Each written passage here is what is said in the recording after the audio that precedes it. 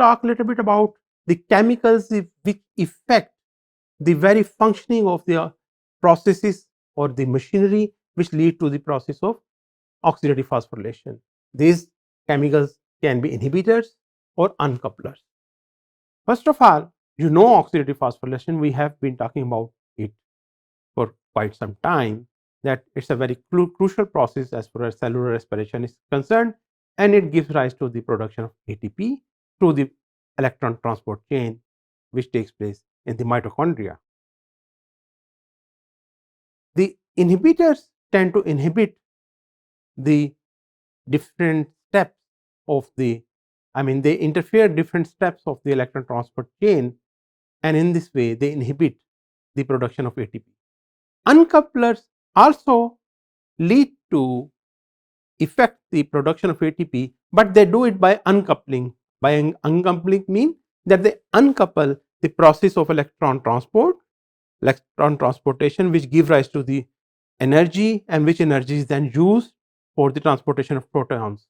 So the movement of protons which leads to the production of ATP, and the movement of electron which leads to the production of energy, this is uncoupled, and as a result at the end we don't get ATP, or we don't get enough ATP. So some examples of the major important inhibitors are rotenone. It is a very important inhibitor. It tends to block or inhibit the functioning of the complex 1. You know that there are 4 complexes of the electron transport chain. It affects the complex 1, and as a result the electron transportation from NADH to ubiquinone doesn't take place, and ultimately you will get much less ATP. Then there is antimycin A. Again, it also inhibit the the component of the electron transport chain. Here it is inhibiting the cytochrome B and T1, and also it affect the complex 3. Again, this complex, when it's affected because of the effect of this inhibitor, that is antimycin A, the ATP production will be halted. Then oligomycin, it inhibit the ATP synthase activity, and that ATP synthase is involved in the production of ATP.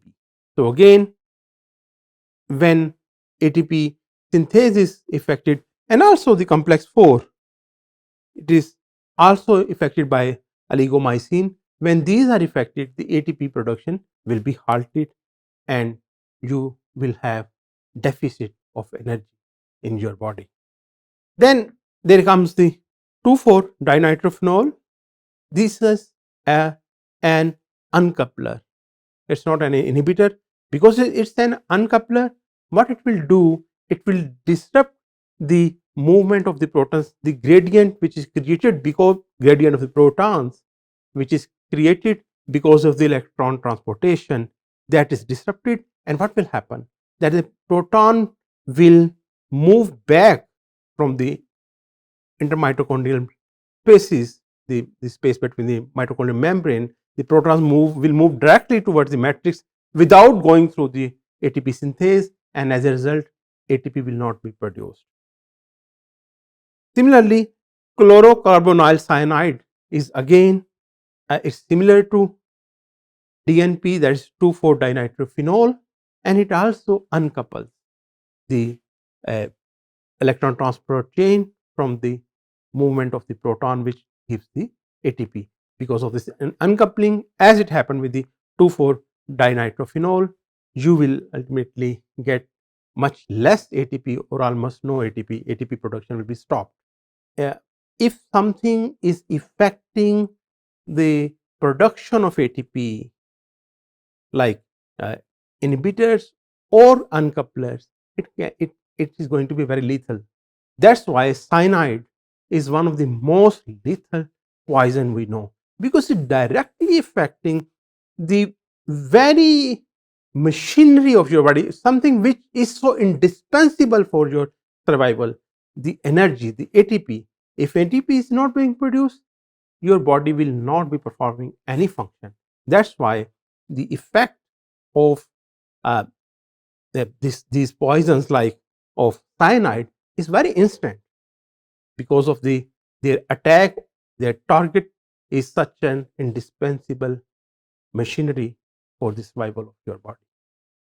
Of course, as we have been saying, there are certain things which, because of this effect, certain things will happen.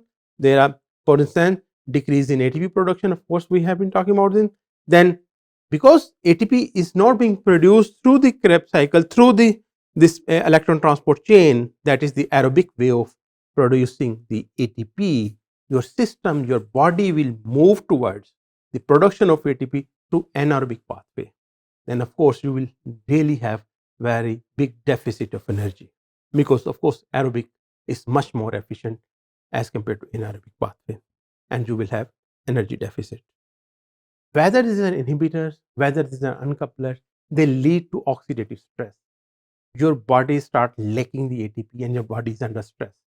And there are some of the many consequences of oxidative stress are certain diseases, certain disorders like diabetes mellitus. It's because of the stress and mitochondrial resistance, your cellular machinery is not being able to respond to the insulin, and you develop, ultimately you develop the diabetes mellitus.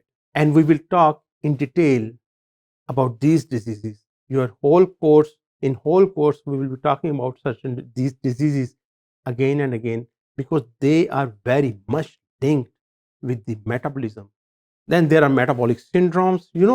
Under the oxidative stress, you get more and more ROS, the reactive oxygen species. And these reactive oxygen species can lead to all sorts of disorders like obesity, like hypertension, and like dyslipidemia, in which the lipid concentration increases, lipid level increases in your body because of the disorders in the lipid metabolism. Then there are neurological diseases like neurodegenerative diseases like Parkinson's disease, Alzheimer's disease. In Parkinson's disease, what happens? You have degeneration of dopamine producing neurons, while in Alzheimer's disease, you have impaired, because of the impaired oxidative phosphorylation, there is increase of ROS. The increase of ROS also occurs in the Parkinson's disease. Ultimately, in both of these cases, they lead to the degeneration of your nervous system. And one of the feature, for instance, of the Alzheimer's disease is the cognitive decline, that your body, your brain's ability to do certain cognitive functions, for instance, your memory, your ability to understand complex things, it start declining. So because of the continuous oxidative stress, your nervous system goes on degenerating, and because of this degeneration, you ultimately get such devastating diseases like Parkinson's disease or like Alzheimer's. And then there comes the cardiovascular diseases. Of course, that one of the feature of the oxidative stress, which is caused because of the use of inhibitors or uncoupled, or because of whatever reason, whenever your body undergoes the oxidative stress, when your oxidative phosphorylation is not taking place correctly, there will be production of ROS, that is reactive oxygen species, and they will tend to then damage the tissues of your body, specifically the tissues of your blood circulatory system. And as a result of this, you will develop injury of the blood circulatory system.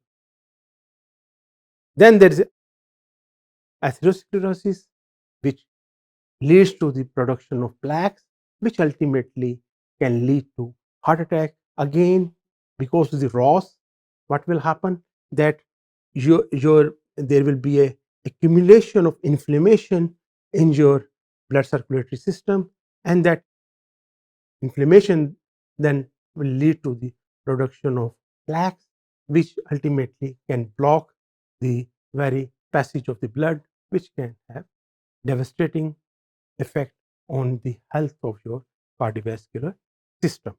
So in this way, you could see that because of the stress which is caused by the inhibitors or uncouplers, you will have a real problem. And all of these problems arise because of the oxidative stress, which is caused because of the deficit in the production of ATP because of this chemical.